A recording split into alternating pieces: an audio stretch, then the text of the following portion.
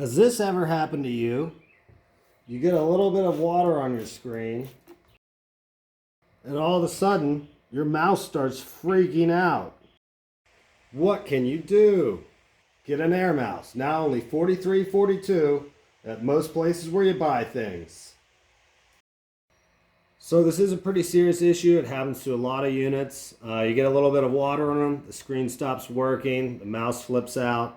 Today we're going to be looking at two solutions and maybe a third about how to get around this and what to do when this happens. So to start off, this does happen to the Z-Tech Topaz. I had a 16. This happened to it frequently. I was outside in the rain a lot. The 32, the 64, they're probably all the same. Anything with a glass panel is probably going to have trouble with this. There are at least two units that I know of that don't face this issue. That's the MX1 and the MX2. Now those can have coupling on the screen and still work just fine. But for all of the units that are more touch sensitive, the kind of units you can use with gloves that have a finer resolution with the cursor, you're going to want to come up with a solution for if they get wet. With the Topaz, they realized this was an issue and built in an okay solution to that. So if you navigate over to Tools and you hit Lock Screen, this will lock the screen from any input. The cursor will still move around, but the touch input doesn't actually click on anything. Unfortunately, if we put a mouse in there too, this also is disabled with that button. So to re-enable it, you hold this button down for 30 seconds, the little sun button, and then everything works again. But there are other solutions to this problem. I personally like to use external remotes. I have two types here. This is a keyboard one. The first one I'll show you. This has a very low profile USB dongle. But the first thing we need to do is go ahead and shut off our screen. Go to File, File Manager, and go ahead and head over to the control panel. Then you want to go to Hardware and Sound and go to Pen and Touch. This little pop-up will appear and you want to head over to the touch panel and under Use your finger as an input device, go ahead and disable that.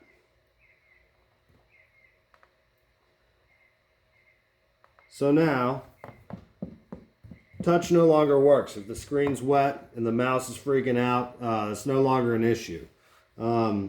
This way we can still stay connected to our unit and still control our unit without having to worry about the touch screen as well. So this is a nice solution. The touchpad isn't very waterproof on this. It wipes off. Generally, you can keep this out of the rain a little bit better, but this is not perfect for sure. This touchpad is about as sensitive as the Topaz screen itself. But the remote that I prefer, especially for rainy conditions, is the MINIX remote. This is a very nice remote. It's meant for Android devices originally, but it has an air mouse feature. So as I move the remote, the mouse will move with me. This is very useful. You get a high degree of detail and control with this remote. You can disable this air mouse function and enable it easily. A lot of these buttons that were meant for Android do work to some degree on the unit. Nothing too great, but there is some functionality in there. It has a full-size keyboard, and it also apparently does audio. Topaz, scan. The audio might be a little touchy. So this is a very nice remote.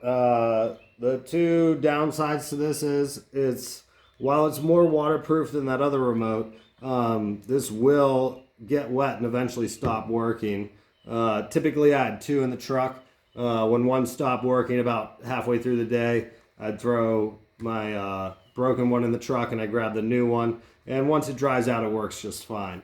The other downside is because of this air mouse function, it does take a larger USB.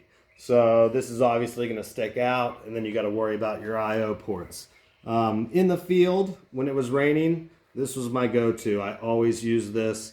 I was running a database alongside the Topaz. I was saving files, and I just needed a lot of input on my unit, and I couldn't really dry it off to the degree where it was usable. So those are two solutions. And these are my two solutions, but there's plenty of items out there on the market. Basically, if you look for any USB air mouse, you'll get something with this kind of functionality. There's links in the description below on where to buy these. And yeah, pick one up and don't let rain slow you down. Quick bonus solution. There are a bunch of apps out there that will let you turn your cell phone into a mouse. Has a keyboard, all kinds of functions. You could take screenshots, right click, left click.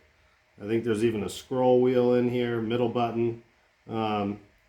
This does require internet for your phone and your Topaz. You might be able to do Wi-Fi and use your cell phone data.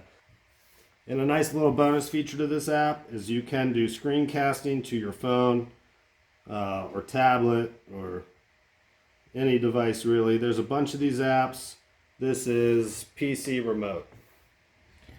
This is a little bit outside of this video. I'll show you different solutions for screencasting as well as remote network mode in another video.